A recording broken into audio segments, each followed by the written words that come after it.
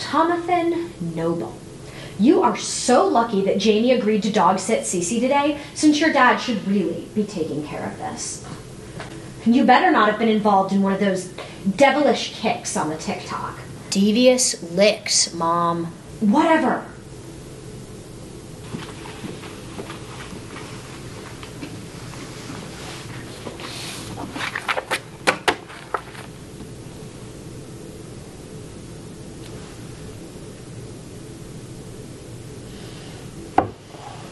Thank you for coming in today, Ms. Noble. Of course, Miss Astra. What seems to be the issue? Well, Tommy failed his sex ed class and will have to repeat it this summer if he wants to graduate on time. Specifically, the issues seem to be on the fetal development and abortion section of the class. We don't believe in that stuff in our house, though. Fetal development? Ms. Noble, you have a son. No, abortion. I don't understand why Tomathan needs to learn this. It's against our religion, and he's a boy, so it's not applicable. Well, does your son have a uterus, or the intention of being involved in a pregnancy now, or any time in the future? Not now, but once he gets married, I am hoping for grandkids. Mom! What? If he ever wants to be involved in the future, he should know about the processes for both him and his future partner's sake. I'm his mother. I get to decide what he does or does not need for his future. I never learned any of this, and I turned out fine. Sounds like it's time for a sex ed crash course. Today, we're going to talk about the science behind fetal development, miscarriages, and abortions. If these topics are triggering for you at any time, please skip this video. We'll only be discussing the US and only developments from 1970 onward. I am not a doctor, and this video is a very simplified version of complex biological and medical events, meant for educational purposes only. Please seek the advice of a licensed medical professional with knowledge of your specific situation. YouTube is not a good place to get medical advice, fun fact, but a great place for science education in the form of a comedic video essay. Well then, I'm going to leave. Sharon, sit down, or I will bring out the ruler. Yes, ma'am. What the fuck is happening? Welcome to Bad Astra.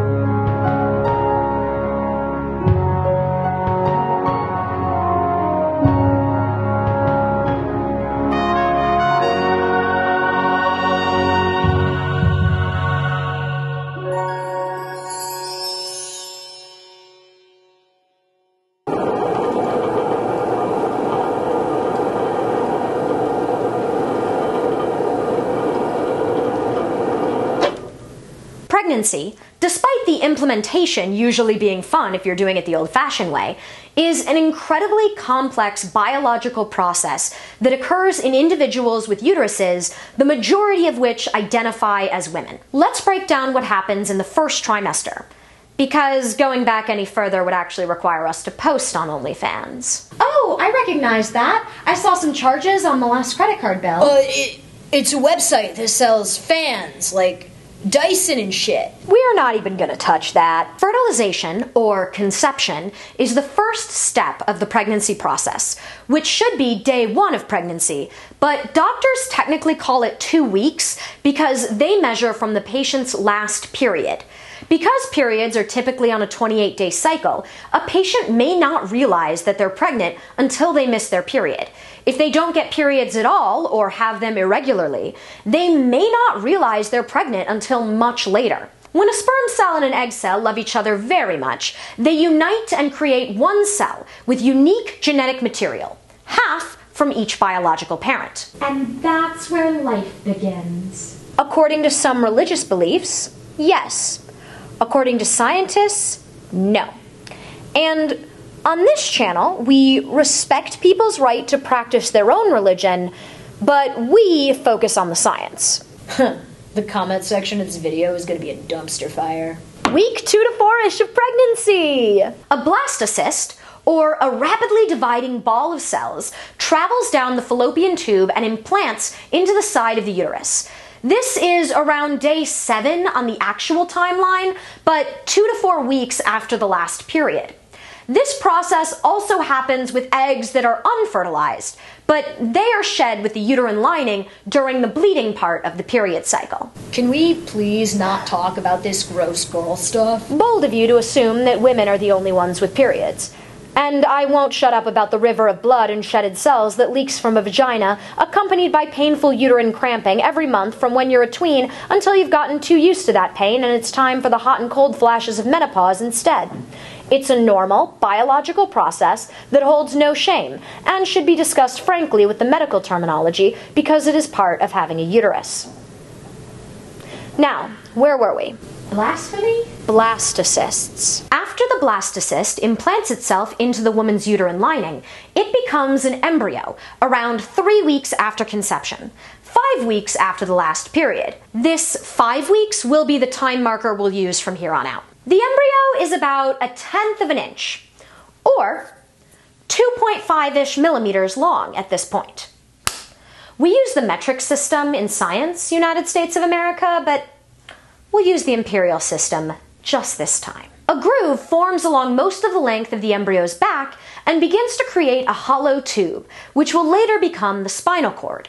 In the next week, this tube finishes forming and starts becoming a spinal cord when the embryo is about 1/6 to 1/4 inch long. Little nubs, future limbs, start to form as well, and cardiac activity begins. So the heartbeat starts, which means it's a person at 6 weeks. It's not a heartbeat, and depending on what state you're in, not legally a person. The beating is electrical pulses that will become a heartbeat once an actual heart develops. There's an immature neurological system and a very immature cardiovascular system.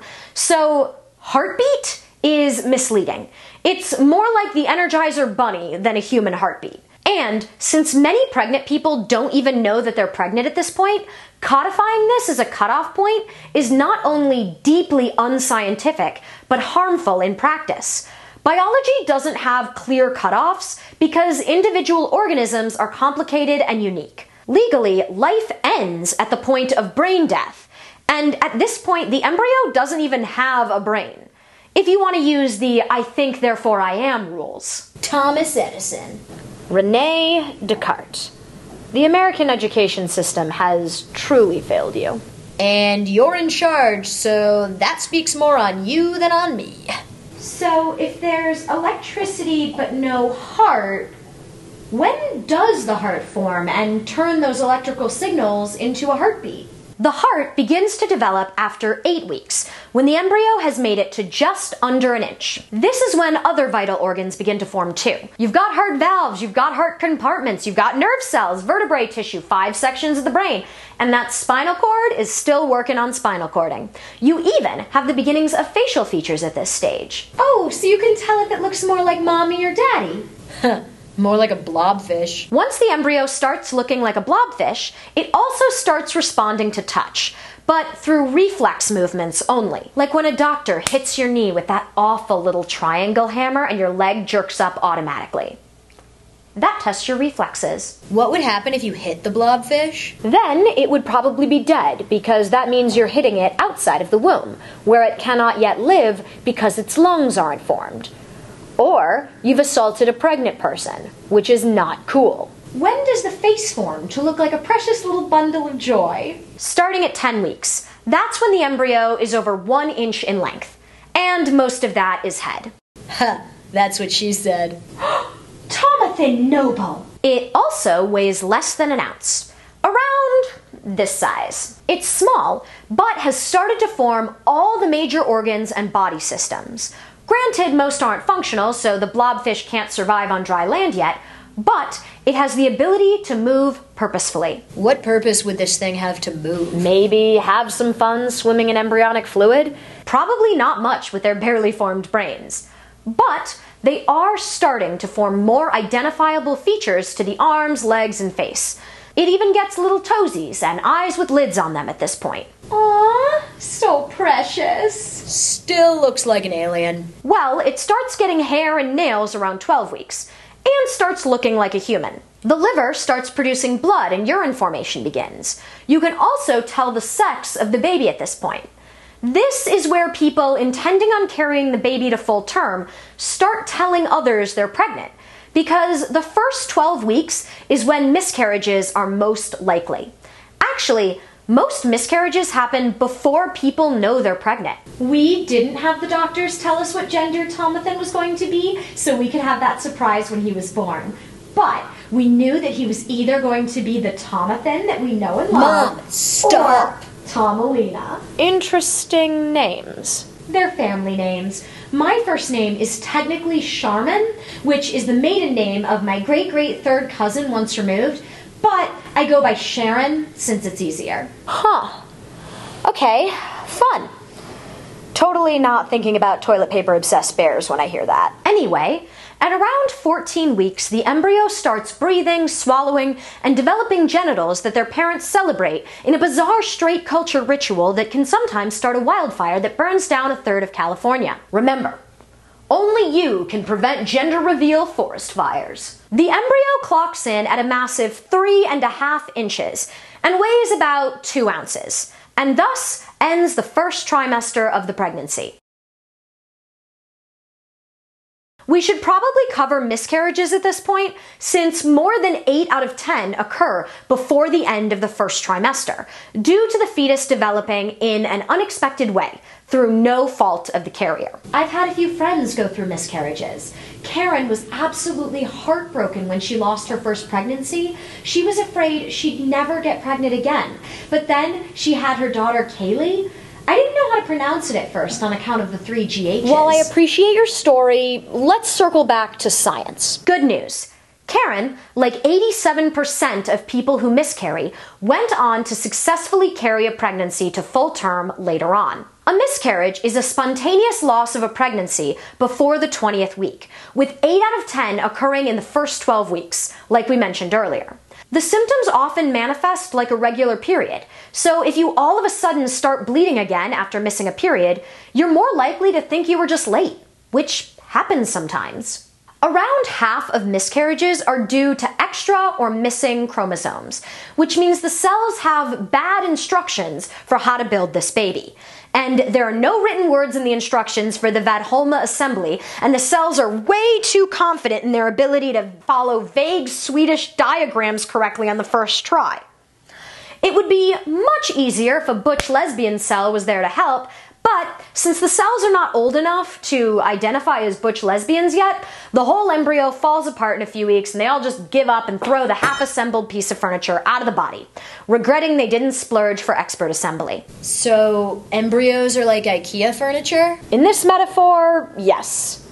Poorly assembled IKEA furniture. And early miscarriages can look like a blighted ovum, where there is no embryo, intrauterine fetal demise, a dramatic way of saying the embryo just stops developing and dies before any symptoms of pregnancy loss occur. Molar and partial molar pregnancies, where the sperm decides to be an overachiever and provides 2 sets of chromosomes rather than 1, confusing all of the instructions so a fetus doesn't form. All of these pregnancies are not viable, and these miscarriages are not anyone's fault. Squishy physics is complicated and unpredictable. But there are medical conditions that can impact all of this, right? My great-great-aunt Margaret didn't have any kids, probably due to PCOS or something, since she couldn't have married a rich lawyer and inherited millions and not wanted kids. Spoiler alert, though the evolutionary drive to reproduce is strong in many, some people do not want to reproduce. But you're right about medical conditions. In a few cases, and in particular after the first trimester, health conditions can contribute to miscarriages or make a person's chance of miscarriage higher. The conditions that might contribute include uncontrolled diabetes, major injuries or infections, malnutrition, hormonal problems, uterus or cervix problems, and thyroid disease. Factors that can increase the odds of miscarriage include age, specifically the impact older age has on the eggs, previous miscarriages, chronic health conditions, uterine or cervical issues, smoking, alcohol consumption, excessive caffeine, drug use of both legal and/or illegal substances, increased insulin resistance, altered androgen and estrogen, and PCOS.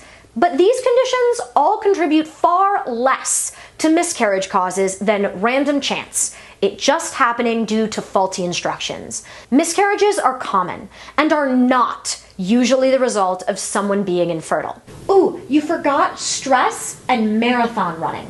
Tommy's friend's mother is a marathon runner and has had a miscarriage. Fun fact, that's a myth. High-intensity activities, exercise, sex, minor injuries, stress, most medications, and getting pregnant after being on birth control pills do not contribute to miscarriages. Working also does not contribute to miscarriages, assuming you don't have a job breathing in toxic chemicals or being around high levels of radiation constantly. Miscarriages just happen sometimes, which is one reason a lot of activists get worried by the wording of legislation criminalizing abortions. There have been cases across the United States where women who miscarried were charged with infanticide. In 2014, at least 7 states did not include maternal exemptions for pregnancy and fetal harm laws, which means that the law can be used against pregnant people who miscarry just as easily as it can be used toward people who assault a pregnant person. Beating a pregnant person and just having a miscarriage that you cannot prevent are two very different levels of responsibility for a pregnancy ending. The National Advocates for Pregnant Women identified more than 400 criminal and civil cases from 1973 to 2005 in which a woman's pregnancy was a necessary factor in the charge against her. 68 of these involved a miscarriage, a stillbirth, or an infant death, and many of those cases never mentioned the intent to end the pregnancy, but still ended in charges of feticide, manslaughter, reckless homicide, child abuse, or murder in the first degree. Which means pregnant people with no intent to end the pregnancy were charged with willfully and deliberately committing a premeditated murder against the fetuses they were carrying. That's abhorrent. These women weren't trying to kill their babies, and they didn't have an abortion. How could they even be charged with these crimes over a miscarriage? That might be a question for your representatives.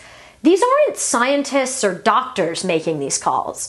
These are politicians, judges, law enforcement, and lawyers making decisions involving biological processes. But the government should have no say in the lives of private citizens and what they can do with their bodies. These are sensitive medical situations that should be protected under HIPAA or something. They shouldn't be doing a lot of things, Sharon. This is only the beginning of the issue. While you two yell about the government, can I go to the bathroom? Of course. This is probably a good time to hear a word from our sponsor. Isn't that normally me? Right. You know what? Go ahead and get your lunch too. We'll pick up with the second trimester when you get back. Hello, Merril. Thank you so much for agreeing to be interviewed. Could you tell us a little bit about yourself and your professional background? I am a sex educator, a sex counselor in training. I also do embodied healing work like Reiki and yoga. I have a dance background. I used to teach preschool. I went to grad school for education. Right now I'm mostly focusing on sex ed, counseling, and I do work in an adult sex toy store in Chicago. Based on your background in sex education, could you tell me exactly why is sex education important? Why should we be teaching sex ed in schools? Both evidentiary science and history have proven time and time again that comprehensive sex education is what we need to prevent unwanted pregnancies and STIs. If you look at the rate over the course of years, looking at any time that there's a period of time when abstinence-only education is more funded than comprehensive preventative sex education, the rates of teenage pregnancies and STIs skyrocket, and it just keeps happening over and over again. So, just like cold hard facts is right there. And then additionally, I think, the Me Too movement that happened is very, very loud evidence to me that sex education has been long, long overdue to be part of the mainstream conversation. I got into sex education as, my main occupation because of the Me Too movement, because I just saw this, wild disconnect between folks' abilities to recognize within themselves what they actually want or need or desire, and how to then communicate that to a partner. So then we have a whole host of issues ranging from misunderstanding, miscommunication, awkward dates, to assault, to full-on rape. Consent and communication are such an important aspect of, it's mostly what I talk about, frankly. Right now, we're talking about comprehensive sex ed in terms of, I guess, trying to prevent abortions, specifically by preventing unwanted pregnancy. But you bringing up consent and healthy communication between sexual partners really broadens the discussion and helps us understand that we need to frame this from a bodily autonomy sense. So often we see unwanted pregnancy and unwanted sex as separate, even though they are both part of that bodily autonomy discussion. And since the research shows that abstinence-only education does not have any effect on how old teens are when they start having sex or how many sexual partners they have, not teaching 14-year-olds about sex will lead a bunch of 14-year-olds to get pregnant. When it comes to the abortion debate, a lot of terms are used that aren't necessarily scientific terms. For example, terms like fetal heartbeat or late-term abortion or potential life. Why do you think terms like that are so widely used and widely circulated when they are misleading? Using very unscientific and very often inarticulate buzzwords are a lot more eye-catching or ear-catching, I guess might be a better term, than using actual scientific, well-researched, articulated language. The unfortunate fact of the matter is that most people that are talking about abortion and reproductive health care don't even have uteruses or vaginas, let alone any background in science or scientific knowledge. And that goes back to our, failed educational systems and lack of sexual health education. I do feel like as a sex educator, I've already come in too late to a lot of people's lives. And this includes children. This includes when I've done sex ed for kids. I have had students who have already been sexually assaulted. We have to actually know what we're talking about when we're talking about scientific knowledge. And we have to know what we're talking about when we're talking about what we are and are not allowing people to have access to. Again, that far right argument that, they're too young to get sex education. They're too young to understand any of these things. No, actually we can understand things from a very basic nuts and bolts scientific perspective, very young. Children are incredibly smart. We get stupider as we get older, frankly. As a former preschool teacher, I can say. People say, these children are too young to learn about sex. But then you mention that some of your students have already been sexually assaulted, so they're not too young to have been assaulted. And if we don't give them comprehensive education, or at least teach them the medical terms for things, we basically enable abusers. And that's the unfortunate thing, is that I, as a former preschool teacher, current sex educator, I see that through line from, hey, did you ask Timmy if you could jump on his back? No? Well, then why are you on top of him? leads straight to, did you ask Jane if she wanted you to touch her butt? No? Then why are you touching her butt?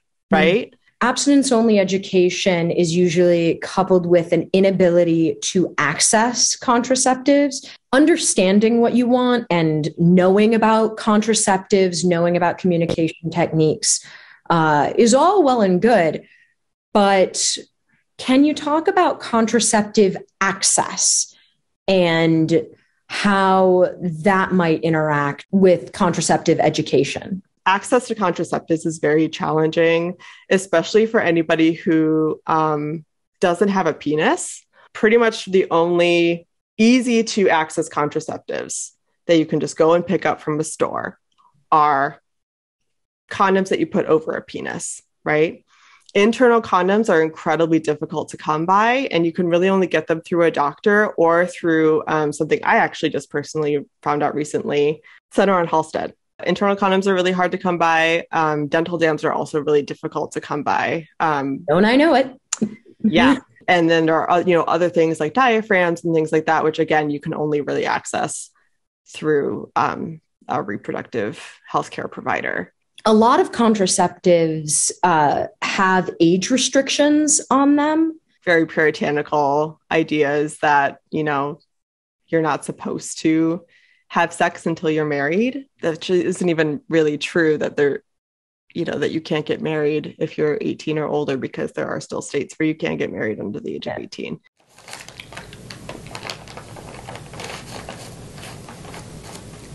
I don't remember packing you that. And I don't remember caring.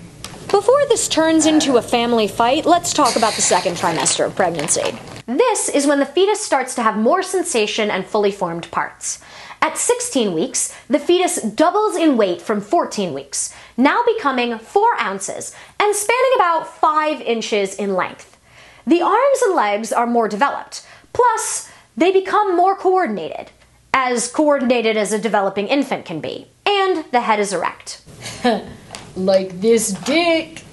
Sharon Noble. I swear, sometimes I'm glad your dad got custody. Summer break is around the corner. 2 weeks later, the fetus grows another ½ inch or so and weighs 7 to 8 pounds, nearly doubling yet again. While the pink transparent skin gives big alien vibes still, the ears are visible and it looks more humanoid. The brain is growing rapidly and the central nervous system extends from the brain to most of the body. The fetus can now bend and snap. No. Flex the extremities, fingers, wrists, legs, and toes. It also makes breathing movements. Is this when you can feel the baby moving? It's just shy of it. At 20 weeks, you typically can start to feel the fetus moving. At this point, fingerprints are permanently established, and a fine, downy hair covers the fetus. So the dad is Bigfoot? No. You know the tiny hairs that grow on your face or stomach that don't really show up super dark? That's more along the lines of what these baby hairs look like. It thickens up more and the eyebrows come next at 22 weeks, when the eyes are fully formed with eyelids present. The fetus weighs about 1 pound now and is 7.5 inches long. Sharon's older sister came out of the womb with the most beautiful eyebrows. All of the nurses were stunned and couldn't stop talking about it. They had never seen more beautiful eyebrows on a newborn and were convinced she'd grow up to be a model. My side of the family has always had the good eyebrow gene. Your side of the family also has the never shutting up gene. That's all, proud parents, Tommy. If you want them to stop talking about you, grow up to be a disappointment. You will never be a disappointment because I love you unconditionally. Oh yeah? What if I grew up to be like Dad? Never mind. Okay, y'all need counseling. Let's talk about a 24-week-old fetus instead. At this point, the fetus can hear sounds and can grasp with its teeny tiny little hands. It also may be able to experience pain at this point because the receptors and networks are there. Rapid eye movement, the thing that happens in REM sleep, begins, and the fetus weighs a little over 1 pound and is 8 inches long. That's what she said. Yes, I am she, and I did say those words. Do you want to find a more clever heckle, or are you fine with being painfully unfunny? So the baby is about this long? No, that's too short. But this is about 8 inches, right? Is that what your ex-husband said 8 inches looks like? Well, yes. I've always had poor spatial reasoning skills, so Cole had to arrange furniture and measure things for me. Thank goodness you divorced him. This is how long the fetus is. Now, infants born at this stage have survived, but that's incredibly rare, often leads to significant health complications that will affect their life long term, and will require a long NICU stage, which is the Newborn Intensive Care Unit. However, it isn't until the 3rd trimester that infants have a higher rate of survival if born premature. And that starts at 26 weeks. So every day now increases the baby's chances of being alive for a significant amount of time. This is around when the lungs produce a substance necessary for breathing out of the womb, which is major since people, believe it or not, need to breathe. Now, some researchers believe that this is when fetuses can perceive pain, now that they have all the equipment set up for it. But that's not a consensus. Oh, so if that doesn't develop, I could become indestructible! No. That means your body wouldn't know when it sustains damage. So, in terms you might understand, it's like having shields up, but no way to tell when they're about to get wrecked and how much HP you have left. I didn't understand any of that. It's like not calling your safe word because you can't feel any of the pain, so you can't walk because you've been spanked so hard that your muscles are damaged. Oh, that's very bad. Why did you understand that one? Because she's an adult woman, Tommy, who has adult woman fun times. Gross. Let's move on from this. That means continuing into the 3rd trimester. At 28 weeks, researchers still disagree about whether or not the fetus can feel pain. Most of the sense organs are mature, and the baby might survive outside of the womb, assuming they're in the NICU. But it isn't as likely as a few weeks later. However, once you've hit 30 weeks, the lungs can breathe air. So, if the baby is born at this point, almost all will survive with NICU care. The brain can regulate body temperature and rhythmic breathing. 32 weeks. Same survival circumstances, now with thicker skin. The fetus can detect light with its eyes as well, and researchers agree it can feel pain by this point. The fetus is about 11 inches and 3 pounds. From this point on, it's all about growth. Another 2 weeks, and this fetus has skin that's pink and smooth. And most born at this point will survive with only some requiring NICU support. Another 2 weeks from that, and the fetus is in the clear to be born without any additional support medically. In 2 weeks, the fetus will be able to turn toward light sources and firmly grasp things. Firmly grasp it! Firmly grasp it! At 40 weeks, the fetus is full term, measuring between 14 and 20 inches and weighing 6.5 to 10 pounds.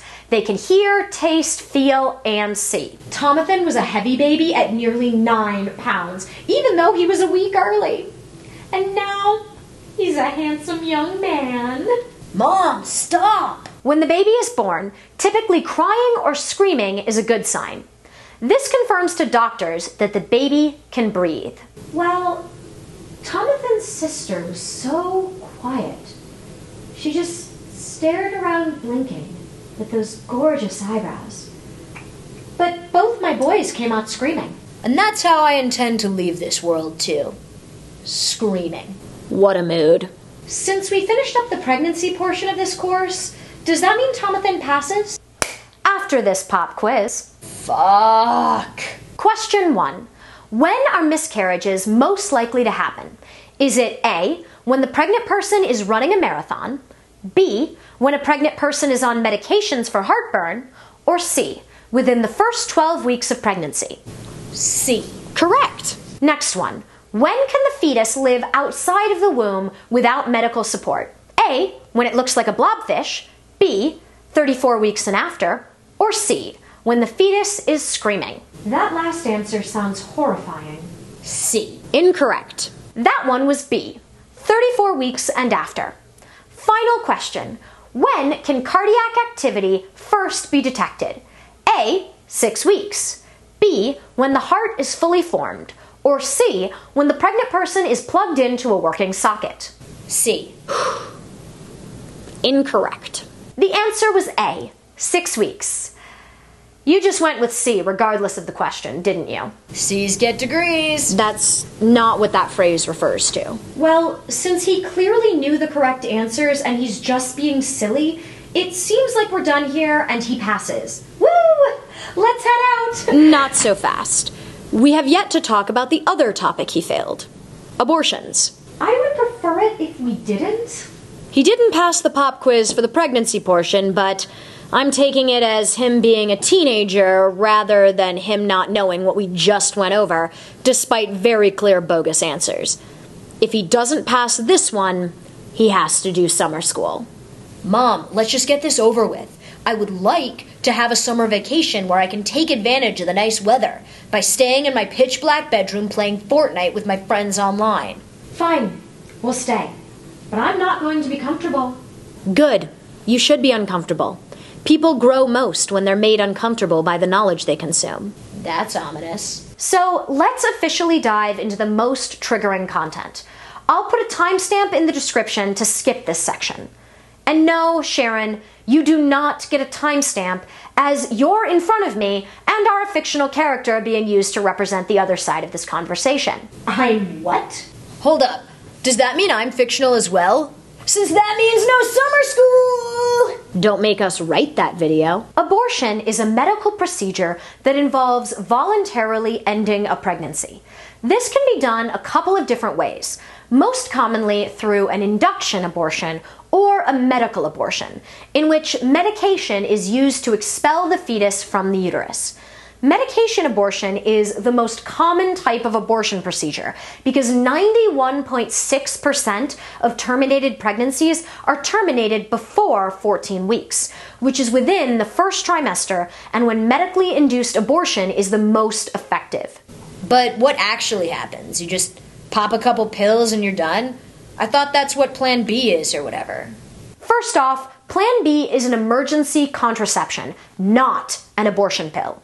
It essentially delays or prevents the release of the egg before it can be fertilized. Sperm plus egg equals conception. Sperm plus no egg equals no conception. And abortions are a bit more complex than popping 2 pills. Let's start with the medication abortion. First, a hospital or clinic prescribes 2 pills, since you absolutely can't get these over the counter. The one you take first is mifepristone, which blocks the main pregnancy hormone. It is also used for Cushing's, which is a medical condition that is frequently the answer for any given House MD episode, since it's never lupus. Anyway, you could also be prescribed methotrexate, which is mostly used in ectopic pregnancies. That's when the fertilized egg implants in the fallopian tube or ovary instead of in the uterus. The fertilized egg cannot survive and can kill the carrier if untreated. Methotrexate doesn't block pregnancy hormones, but rather prevents the fetus from using folic acid. What's that? It helps with making, repairing, and replicating DNA. Oh, so it takes away the instructions, smashes the furniture to pieces, and then hides all the important parts and tools. Yeah, that's a good way to think about it. Plus, it takes whatever cell could look like a butch lesbian about to save the day, ties it up, and throws it in the back of the closet. How tied up?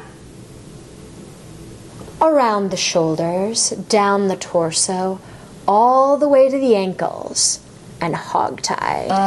That's really detailed for a furniture building metaphor. Sorry, let's get down to business. To defeat the Huns. That is the one heckle I will give you full points for. So the medication gets taken, oftentimes at the hospital or clinic, even though the availability of at-home doses has increased thanks to this global pandemic. After taking the pill, you go about your day, and in the next day or 2, you take the second pill, usually at home. Well, except if you took methotrexate. Then it's 4 to 6 days. This second pill is misoprostol, which works to contract the uterus to release its contents. If you're more than 10 weeks pregnant, you'll probably want to take this pill at a hospital or clinic. After 4 to 6 hours, the uterine lining breaks down, which causes pain, bleeding, and the loss of the pregnancy. Everything goes out through the vagina, every scrap of furniture that has been destroyed.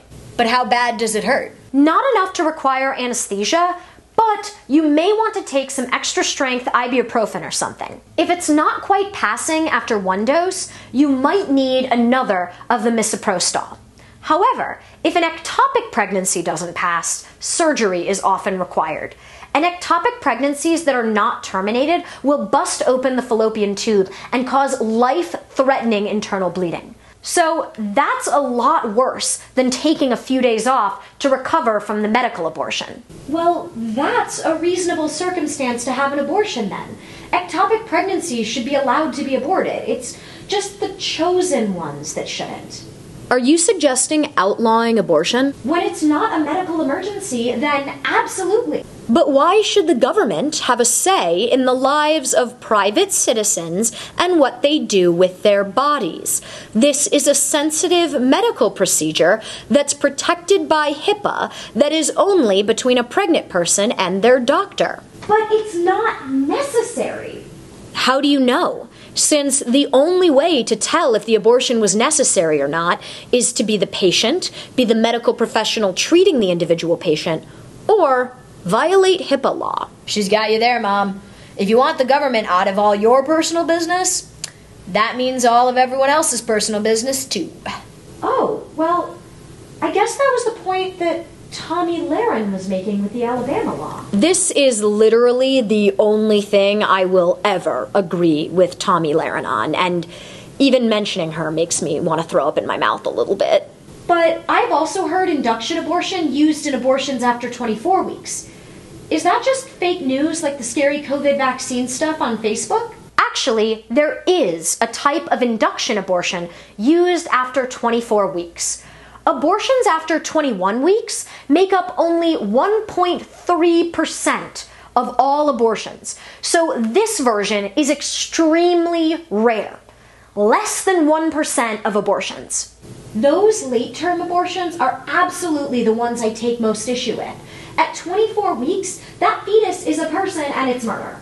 First of all, late-term abortion is not a real medical term and is mostly used for fear-mongering. There is no set definition for when these abortions happen.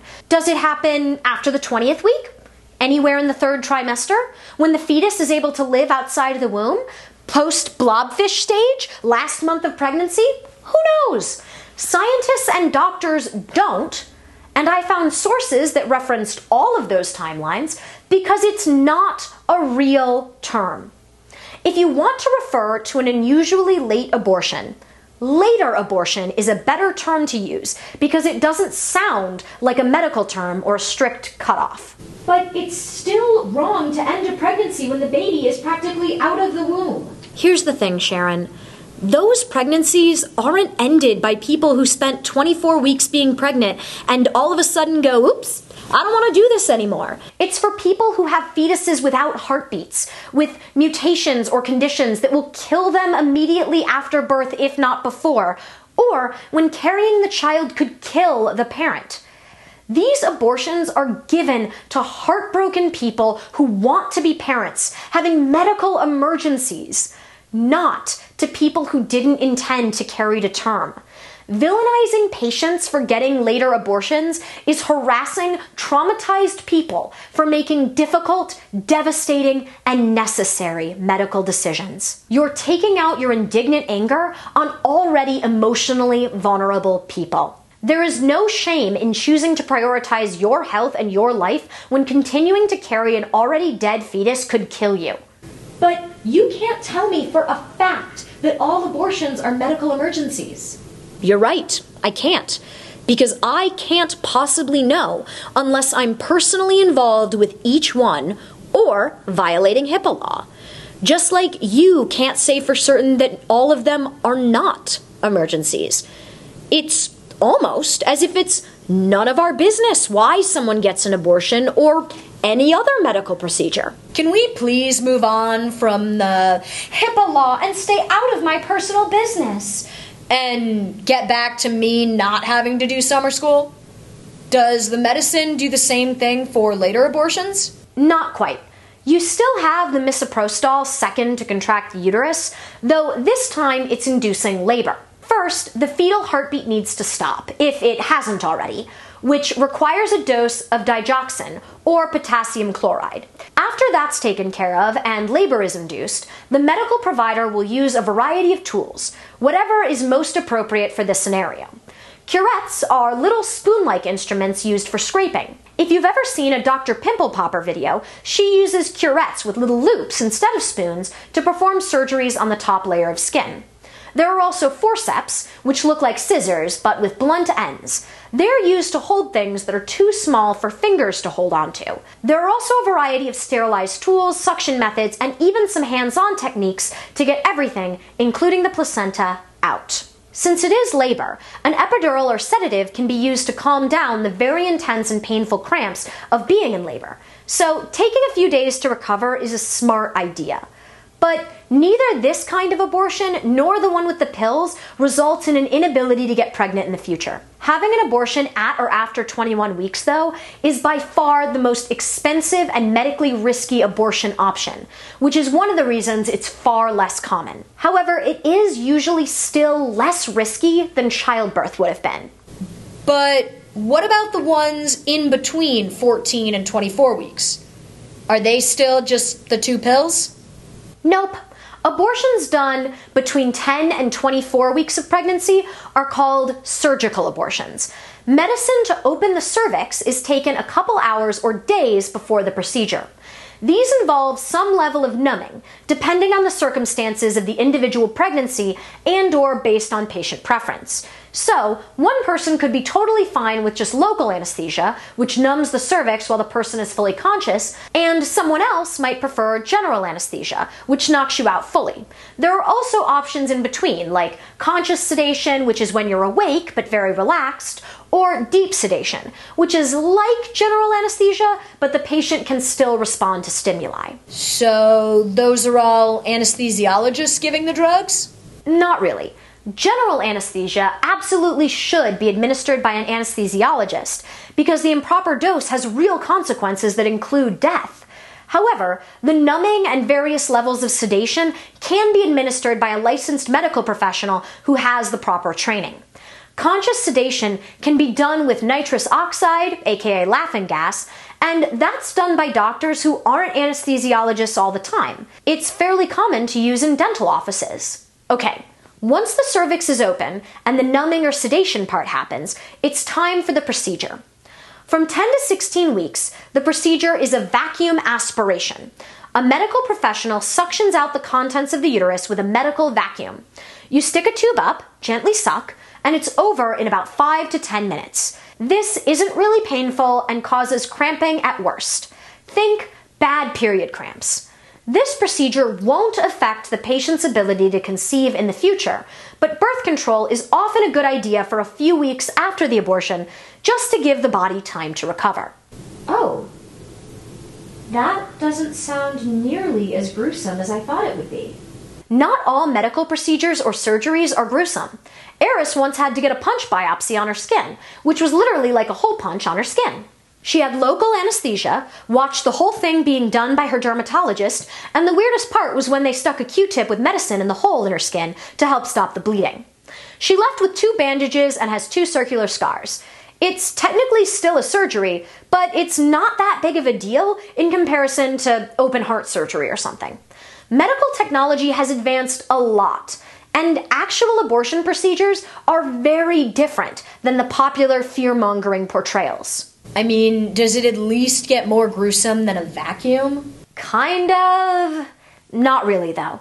After 14 weeks, it may be better to do a dilation and evacuation, or D&E. There's suction, forceps, cuvettes, etc. that work to remove the fetus and placenta. You'll have to go under normal sedation or general anesthesia for the 10 to 20 minutes the procedure takes, but you're able to go home the same day. The pain from the procedure can last up to 2 weeks, so taking time to recover is a very good idea. It generally takes 4 to 8 weeks for a patient's period to restart, and this procedure doesn't impact their chances of getting pregnant in the future.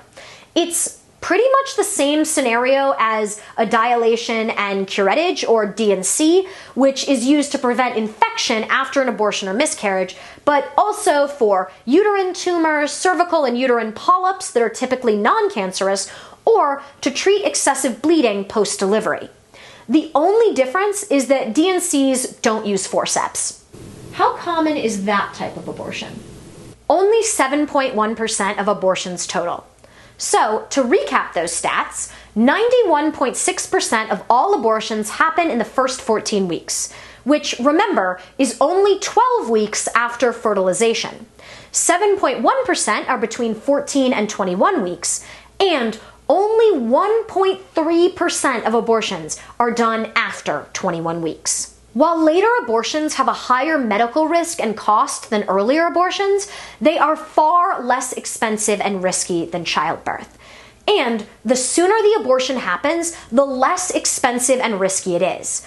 That means most abortions, meaning the ones that happen before 14 weeks, are super safe, to the point where 54% of those abortions in 2020 could happen at home. The medicine to do so is heavily regulated, but the pandemic allowed for one of the most excessive restrictions to be lifted, which was the need for a physician to be present while the patient took the first pill. So, if you are a pregnant individual who needs a medical abortion for whatever reason, you can order these medicines online no matter what medicine abortion restrictions your state has. And if you're not pregnant now, but might need these medicines in the future, you can go to aidaccess.org to buy the medicine in advance, so you have it when you need it. Links for all of this and our sources are in the description of this video. Well, if it's that easy, then people can get all willy-nilly with it, and that means more abortions. So, not restricting abortion means more abortions and more dead fetuses. Fun fact, that's wrong. Yes, abortion is common to the point where 1 out of 4 people will have an abortion before age 45. But abortion rates overall have been declining. Between 2008 and 2014, abortions declined by 25% overall. So, if your priority is fewer abortions, which is still an unreasonable stigma on a common medical procedure, the statistics say you want abortion to be legal and accessible. More importantly, you'll want to expand sex education beyond the nonsense that is abstinence-only education and increase the accessibility of contraceptives. Since people with uteruses are the ones getting pregnant, it's deeply fucked that contraception is so much less accessible for them and is paired with shaming and intrusive questions about partner permission, while people with penises get condoms and vasectomies without the hassle or intense shaming. Thanks, sexism! Way to encourage sex for men, but not for women, who are often also involved when heterosexual men have sex. I mean, it's the girl's responsibility not to get pregnant, though. 100% of unwanted pregnancies are the result of people with sperm. You can't have a pregnancy conceived through sex without sperm. Plus, people who can get pregnant can only get pregnant once every 9 months, assuming they're carrying to full term. Penis owners can get several people pregnant in a single day if they have the stamina. So, who's causing all these unwanted pregnancies that require abortions? The people who put the sperm where it can fertilize an egg. Luckily, there are male contraceptive initiatives beyond condoms for people with penises that look very similar to birth control pills, IUDs, and injections that are typically prescribed to people with uteruses. Those are much more recent developments and are still in research. There's a link down below if you want to support those efforts. Either way, condoms and vasectomies are much easier to get than getting your tubes tied before age 35. Hell, Eris was asked by her gynecologist if she'd talk to her male partner about not wanting kids just to get an IUD. It is so ingrained in society to expect women to carry children that making the choice not to, even in your 20s, comes with pushback. Women can't enjoy sex without being shamed. Women can't not have sex without being shamed.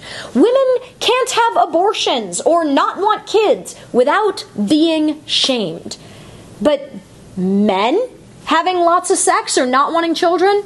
totally chill. That's just how things are for guys. They only get shamed when they don't want to have sex, which targets asexual men or men who don't want to have sex for whatever reason. And I've only touched on heterosexual and heteroromantic couples. This is all such bullshit. Just mind your own damn business. Miss Astra, are you okay? No, I'm angry. Maybe we should take a break. That's probably a good idea. Let's have a sex educator weigh in while I try to find a way to lower my blood pressure. Something that I don't think the anti-choice movement gets, that I think anyone who's genuinely in the pro-choice movement understands, is that we want, like, our utopia is that every child is wanted, and delighted to have in this world. And that means that every person who gave birth wanted to give birth. I want to have the sexual experience with this person, or I want to go through this difficult but necessary IVF or other such methods to get pregnant. I want to do this. This is something I've chosen. This is something my partner and I have both chosen. We're both here. We're on board. We go through that process together. It's difficult, but we're here. And now we have this kid. And wow, are we blissfully happy that we're here now? Not just the experience that happens with yourself or with your partner, but also the healthcare system that you're in, having access to the things that you need access to, having a doula or a midwife or pelvic health PT to help your body through the process that's accessible, that is trauma informed and doesn't further traumatize you just to get this baby into the world. And that is the world that I would love to see. That every child is wanted, and every experience that led to that child manifesting in this world was also wanted and desired and felt good. That is my pro-choice world that I fight for every day. It sounds like an amazing world. Doesn't it? I know. It'd be lovely. Where all children are wanted. Seems like very basic. I know. It's also just so out of reach. Because there's too much pain and there's too much unpleasantness and discomfort, even in the best of circumstances, because access to, trauma-informed comprehensive care is very, very difficult. I mean, even just finding a gynecological experience that isn't traumatizing is very difficult for a lot of people, especially if you are from an underserviced or marginalized community. If you're queer or trans or a person of color, finding comprehensive health care, especially reproductive healthcare, is incredibly challenging. The cultural shame is very present, and it all, comes back to that very patriarchal, heteronormative, colonialist, racist paradigm that it's all your fault. You have to bootstrap your way out of any given situation. And if you were born into a disadvantaged position, it's your fault. It's all about controlling people's bodies. But the problem is that it's about controlling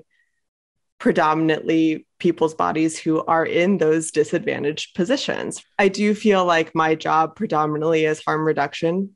Even if you've never had acute sexual trauma in your life, we all are sexually traumatized by the society that we grew up in, because it is so riddled with shame and is so riddled with patriarchal, racist, colonialist eugenics, and all of these issues that restrict not just access, like physical access to reproductive health care and reproductive autonomy, but also the autonomy of knowing ourselves, of knowing our sexual selves and what we actually want for our own bodies.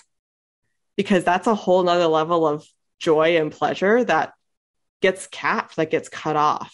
And unless we really do the healing work to dig in and find access to that, if we can even do that, right? After we do all the healing, trauma-informed work, if we can get to that, then we can be like, okay, this is what I would like.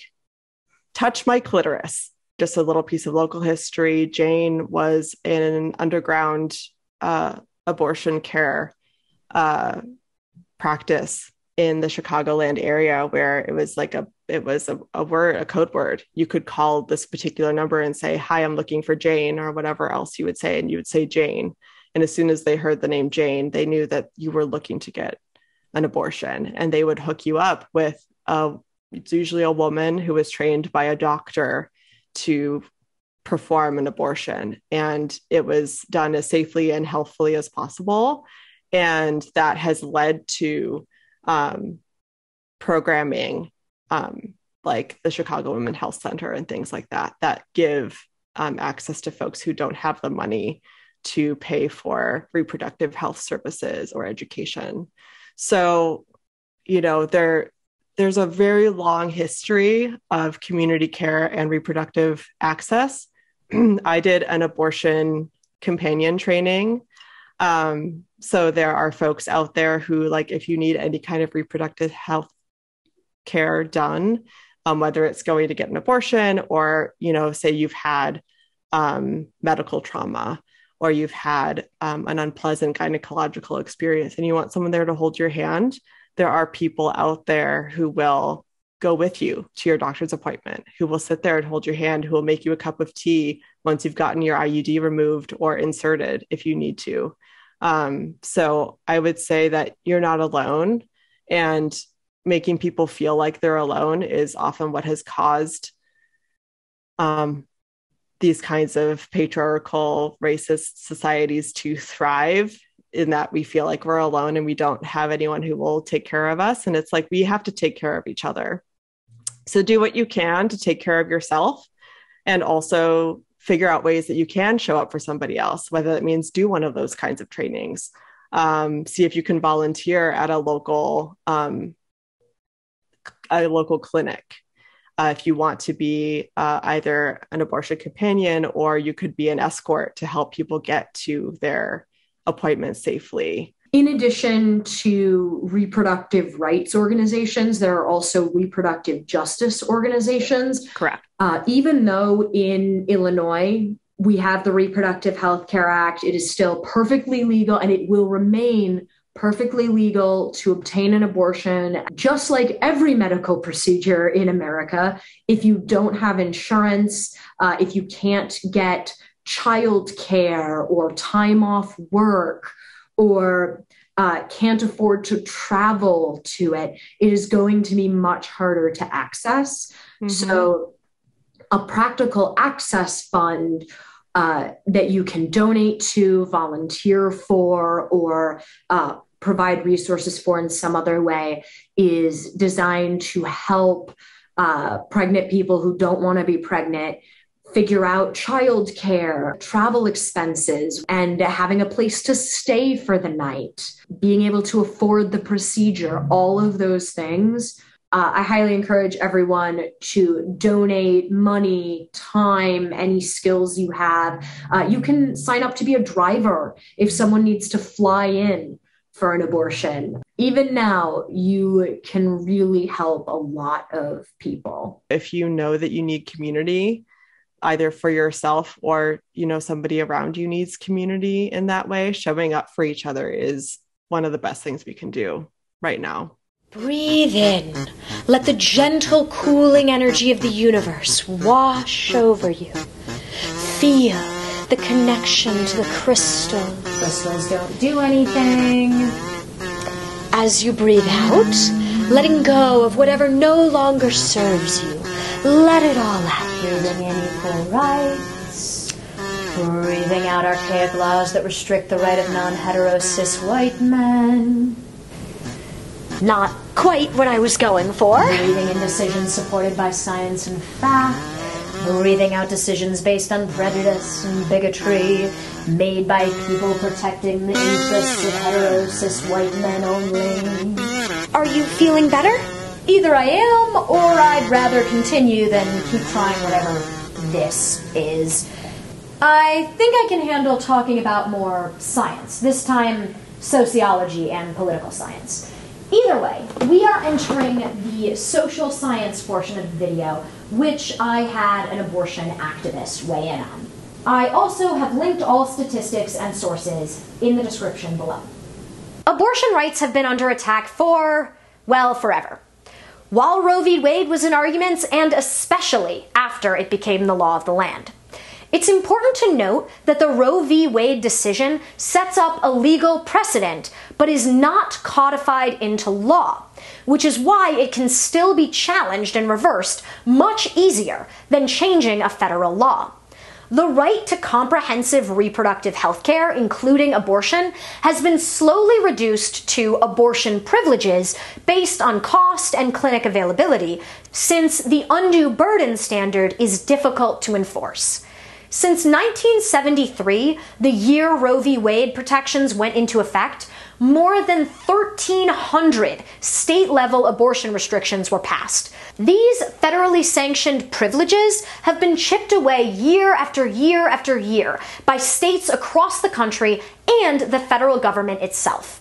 Looking at you, Hyde Amendment. This amendment prohibits the use of federal funds for any health benefit coverages that includes abortion.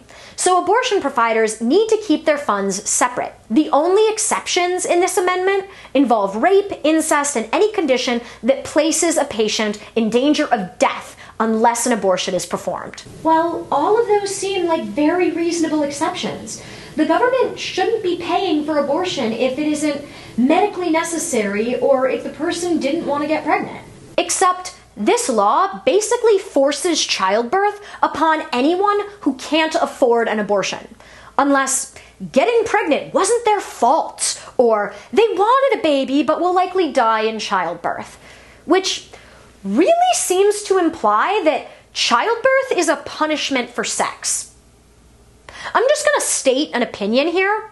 Children are humans, not a punishment for sex. So abortion is only a right for traumatized parents or those who can prove they were raped, who are likely also traumatized. Even obtaining those exceptions is difficult because you have to file a police report to qualify. And what do the police usually do in these cases? Make it more traumatizing by victim blaming and refusing to believe survivors. This is why survivors often don't go to the police, because police are often useless. Not to mention that investigative delays force the survivor to remain pregnant just because they can't afford an abortion. And here's your reminder that most states have a legal cutoff for when an abortion can be obtained. Rape survivors can be forced into childbirth because the ticking clock ran out. And even in a rape or incest case where the survivor managed to prove their case before time ran out, an abortion has to be certified by a physician, placing yet another barrier between a pregnant person and basic bodily autonomy, even when that autonomy has already been grossly violated. Well, it's not like it's going to get worse if Roe v. Wade gets overturned. It just means that the decision is going to the individual states. But that's our current situation, which is bad. If Roe v. Wade gets overturned and states can decide if abortion should be legal, there are several states that won't allow abortion under any exception. Alabama, Arkansas, Kentucky, Louisiana, Mississippi, Missouri, Ohio, Oklahoma, Tennessee, Texas, and Arizona have abortion bans ready to go without exceptions for rape or incest. Most of the anti-abortion attacks have been focused on later abortions. Remember the medically necessary and incredibly emotionally difficult abortions that happen to parents hoping to carry to full term? Even when the life of the carrier is not at risk, the emotional distress of having to carry a fetus to term that is determined to be incompatible with life or is already dead, which includes the increased medical risks that come with that kind of childbirth, is, scientifically speaking, fucked. If they need an abortion that bad, then they can travel or even move to a state that allows for later abortions. So, no big deal. Only 4 states in the US have clinics which perform these abortions, which makes the procedure nearly impossible to get right now, before Roe v. Wade is overturned. Not only do you have to pay anywhere from $10,000 to $30,000 to get this procedure, since insurance rarely covers it, if you live in one of the other 46 states or 14 territories where these are not performed, you're looking at the cost of travel, taking time off work, childcare, booking lodging, getting the procedure, and then making it all the way back to where you live. There is a massive economic barrier between a pregnant person in a life-threatening situation and getting the care they need. That doesn't seem that much more expensive than actually having the baby. Without medical insurance, a completely healthy pregnancy and childbirth with no complications can cost up to $30,000, which is already on the high end of a later abortion. If the life of the carrier is in danger, there are going to be complications. Very expensive complications. Another fun fact: children are way more expensive after childbirth. The estimated minimum cost of raising a child is between $12,000 and $14,000 a year, depending on location. And parents are responsible for 18 years of these expenses. Wow. That could buy so many lattes and so much avocado toast.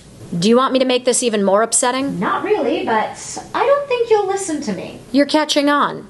Half of abortions are obtained by people living below the poverty line, which is $12,880 a year. The fact that just over $12,000 a year is the poverty line for the supposed wealthiest country in the world is beyond me, but that's for another YouTuber to address. Another quarter of abortions are received by people below twice the poverty line. And 49% plus 26% equals? 75%. Correct. This is why you passed math. So 75% or 3/4 of abortions are obtained by people with incomes less than $26,000 a year for an individual or $53,000 a year for a family of 4. And I haven't even touched on how financial and health complications disproportionately affect poor people too. Most don't have health insurance to pay for their pregnancy and subsequent childbirth, or maternity leave for the parents. Really only the parent who just gave birth, since the other half of the equation gets 0 leave commonly, paid sick leave, or the resources to pursue a wrongful termination lawsuit. The systematic racism in medicine, which is touched on in our vaccines and fat phobia video essays, means that BIPOC pregnant people face higher risks during pregnancy. And that's outside of the demonstrated health consequences from environmental, financial, and employer racism. Maternal mortality rates have been increasing for the past few years and disproportionately affect Black women, who are 2 to 3 times more likely to die in childbirth than white women. But sure, let's ignore the life-changing personal and financial consequences of birthing and raising children and ignore that pregnant people are routinely fired and find difficulty finding new jobs. But that's illegal. Yes, it is. But with what money are they going to sue for wrongful termination? The majority of their yearly income just got swallowed by care for their pregnancy. Just like wage and tip theft, pregnancy discrimination is both illegal and common practice. But you know what's less time-consuming, provides less risk to their health or employment, and allows them not to be swallowed whole by crippling medical debt? Abortion access. But these people don't have to have children if they can't afford them. They just shouldn't have sex unless they're prepared to have a kid. Saying that people shouldn't have sex except for reproduction is incredibly puritanical and hypocritical. Unless you yourself have never had sex unless you were trying for a child. I literally do not need to hear this. But what is all this stuff in the news talking about how Black women will face the most of the consequences? I've heard it in the news, and honestly, I think bringing race into this is unnecessary. In 2020, 19.5% of people living below the poverty line were Black, 17% were Hispanic, and non-Hispanic white people accounted for 8.2%. Tommy, another math question. What is 8.2 doubled? 16.4%. And is that greater or less than 17% and 19.5%? Less than. Correct. So Black and Hispanic populations are over twice as likely to be below the poverty line in the US. People belonging to historically oppressed groups are more likely to experience poverty because historically their families were prevented from building wealth through redlining, discriminatory educational and hiring practices, uneven policing, not just racist arrests in the prison industrial complex, but internment, forced migration onto reservations, and slave catching, and dramatic underrepresentation in government. So yes, this is a race issue too. Okay, so it's about wealth and race. But from what you're telling me, the gays and the transgenders are fine. First off, let's refer to them as gay people and trans people. Justice Alito stated in the opinion draft that although this abortion decision attacks the same logic on which contraceptive access, gay marriage, the right to reproduce and raise children as you see fit, and interracial marriage protections all rely, abortion is different because it involves a potential life. I mean, if we're going off what you said about a fetus being life at brain activity, it seems like a good descriptor for the fetus before that point. But potential life, the legal term referenced by Roe v. Wade, Planned Parenthood v. Casey, and this new opinion draft, doesn't have a basis in science. There isn't a clear cutoff point, and it's way too easy for me to imagine the obvious argument about potential lives lost due to contraceptives, or the potential lives of trans kids banned from taking puberty blockers, an argument already made by transphobes in Texas who are directly attacking the rights of parents to raise their children by allowing them access to health care.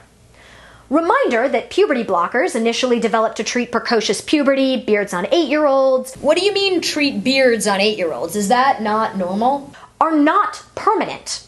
So, if a child does decide to proceed with puberty and not transition, all they need to do is stop taking the hormone blockers. So the potential life transphobes claim to be protecting is just an earlier puberty for a tiny percentage of trans or questioning minors. Since a potential life argument doesn't have to be based in science, I don't trust that the line Alito claims to draw is as firm as he would have us believe. I do not have any legal background, and I hope that this line is firm. But as the opinion draft clearly states, federal legislation is the only way to ensure protection of our rights, and we can't keep relying on the Supreme Court. And during the confirmation hearing of Ketanji Brown Jackson, Republican senators made it clear they plan to target gay marriage, contraceptive access, and trans rights. And interracial marriage, if we're leaving everything up to the states. I mean, yeah, that all makes sense for the Republican Party. Wait, interracial marriage? Now I know you're just fear-mongering. The civil rights movement took care of that decades ago. Who would ever... Here's a video of U.S. Senator Mike Brown of Indiana from a few months ago in an easy interview question with no trap, with his whole chest, repeatedly say that interracial marriage should be left to the states. What? Roll the tape. That same basis to something like Loving versus Virginia, the Supreme Court case that legalized interracial marriage. So when it comes to issues, you can't have it both ways. When you want that diversity to shine within our federal system, there are going to be rules and proceedings. They're going to be out of sync with maybe what other states would do. It's the beauty of the system, and that's where the differences among points of view in our 50 states ought to express themselves. And I'm not saying that rule would apply in general, depending on the topic, but it should mostly be in general, because it's hard to have it on issues that you just are interested in when you deny it for others with a different point of view. So you would be okay with the Supreme Court leaving the question of interracial marriage to the states? Yes, I think that that's something that if you're not wanting the Supreme Court to weigh in on issues like that, you're not going to be able to have your cake and eat it too. I think that's hypocritical. What about Griswold versus Connecticut? Well, you can list a whole host of issues. When it comes down to whatever they are, I'm going to say that they're not going to all make you happy within a given state, but that we're better off having states manifest their points of view rather than homogenizing it across the country as Roe versus Wade did. What the fuck? Yeah, that happened. Now, this is an extreme example, and Justice Ketanji Brown Jackson is in an interracial marriage herself, so I don't think Loving v. Virginia is in actual danger of being overturned. But I am scared. I'm also scared for my own ability to have children in the future. But you're white and a healthy, married young lady. Why would you need to be worried? Sharon, I'm gay. What? I'm married to a woman. Having sperm enter the equation is something that has to happen either by having sex with a man, which I'll probably never be doing again, or IVF. What's that? IVF, or in vitro fertilization, is when eggs are taken from a patient's ovaries, fertilized by donor sperm, and developed into embryos in a lab. Then, one embryo is implanted into the patient's uterus. The unfertilized eggs and embryos can both be frozen and stored, freezing this process at multiple steps and allowing a person to extend their fertility so they don't have to choose between easily getting pregnant and being financially ready to raise a child. An egg donor takes special medications, so way more eggs mature that month than normally would. Multiple mature eggs are retrieved from the egg donor's ovaries through gentle vacuum aspiration, fertilized with donor sperm, then grown into embryos in a lab. The embryos are tested for genetic abnormalities, those missing or extra chromosome issues which lead to early miscarriage, and of the healthy-looking eggs, one is implanted in a surrogate. Any or all of the egg donor, sperm donor, and surrogate can be the intended parents. I'm just trying to use neutral language. Implantation at this step only succeeds 60% of the time. So having more eggs means more attempts for a pregnancy and a higher chance of a baby. After the parent or parents decide they don't want to have any more kids, the remaining eggs are discarded. Still confused. How does abortion access affect anyone's ability to get pregnant? Hi, I'm Jordan. I play Astra and several other characters on this channel. I'm also married to a woman, just in case you forgot in the last couple of minutes. We're planning to have children one day using IVF, which is, on average, cheaper, quicker, and simpler for queer couples than adoption, and I don't need to justify our personal decisions. Personhood laws, which failed at the federal level but are coming back at the state level with 5 states introducing these bills this year, consider a fertilized egg to be the equivalent of a human being from the moment of conception, entitling it to full protection of the law.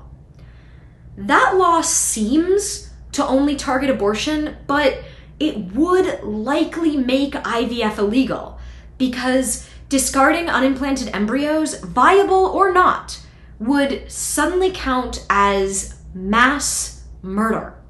But no one's even talking about banning IVF. This sounds like a straw man argument coming from fear. Even if it's technically true, there's no way those bills would ever be enforced that way. You're right that I'm afraid, but that doesn't mean I'm unfounded. Illinois Senator Tammy Duckworth wrote an open letter about her concerns with now Justice Amy Coney Barrett publicly supporting an anti-IVF organization. I will always remember that moment, and I'll never be able to fully express the joy both of my daughters have brought into my family's lives, or how grateful we are for them. But I will also always remember how I felt yesterday, the deep knot of dread and anguish in the pit of my stomach, when I learned that President Trump's Supreme Court nominee likely doesn't believe my little male and my growing Abigail should have ever been born in the first place. That sadness in my stomach comes from a recent report that Amy Coney Barrett signed her name on a 2006 newspaper advertisement led by St. Joseph County Right to Life, reading, "We, the following citizens of Michiana, oppose abortion on demand and defend the right to life from fertilization to natural death. Please continue to pray to end abortion." While we are each, of course, entitled to our own beliefs about women's access to constitutionally protected healthcare choices, St. Joseph County Right to Life is an organization whose views are considered radical even within the larger anti-choice movement, in part due to its stated belief that a critical step of the in vitro fertilization IVF process that gave me my children is equivalent to manslaughter. That doctors who use IVF to help women start families should be put behind bars, and that will only go so far as to say that moms like me who have kids through IVF shouldn't be criminalized at this point. Not that they believe moms like me aren't criminals, just that we shouldn't be criminalized yet. Amy Coney Barrett, a Supreme Court justice, publicly supported an organization in 2006 that has said life begins at fertilization, and that the discarding of unused or frozen embryos created in the in vitro fertilization, IVF process, ought to be criminalized. And my parents' friends are already asking when we're gonna have kids. So yeah, I'm really fucking scared. I didn't realize. The majority of anti-abortion activists don't realize the complexity of this issue. They forget about what children need after being born, like access to affordable childcare, all the diapers, formula, clothes that become obsolete as quickly as the child grows, school expenses, food, everything that children need to grow up into healthy and educated adults that our society doesn't help with. America has 2.5 million unhoused children. 2.5 million children in America are homeless. Anti-abortion activists get so wrapped up in the visceral emotion that they forget the humanity of the situation. They imagine pro-choice people as murderous villains getting pregnant for the sick satisfaction of terminating that pregnancy. That's absurd. Abortions, like most medical decisions, are made by people in a difficult situation who are trying to do the right thing. Nobody is perfect, but the continued misinformation about abortions with caricatures of the healthcare providers who carry out the procedure and the people receiving them is dehumanizing. I recognize that you are trying to do what's right with the limited information you have. I am too. And I refuse to give up on you, because I see your humanity. I originally wanted to go off on the angriest rant of my life and commit some arson. But, as comedian Hannah Gatsby says, I am angry, and I believe I've got every right to be angry. But what I don't have a right to do is to spread anger. I don't. Because anger, much like laughter, can connect a room full of strangers like nothing else. But anger, even if it's connected to laughter, will not relieve tension. Because anger is a tension. It is a toxic, infectious tension. And it knows no other purpose than to spread blind hatred. And I want no part of it. Because I take my freedom of speech as a responsibility. And it does not make my anger constructive. It never is constructive.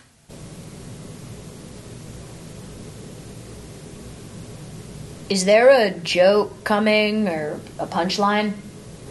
No, just a list of states with reproductive rights protections and sources for everything in this video. Oh, you pass, Tommy. I think you understand this topic enough not to need summer school. Oh, good. Phew. You can go now. Yes! Hug your dad once you get home. Do something to take care of yourself. Thank you, Miss Astra. Of course. That goes for you too, Sharon. Take care of yourself and Cece, and if you don't want to have an abortion in a future pregnancy, then don't. Just don't make that decision for someone else.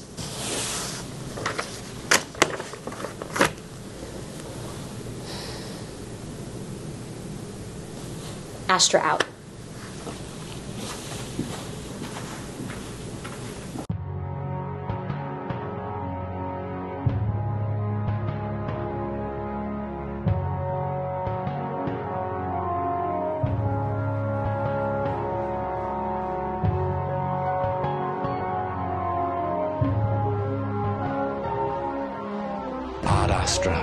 Astra, to the stars, to the stars.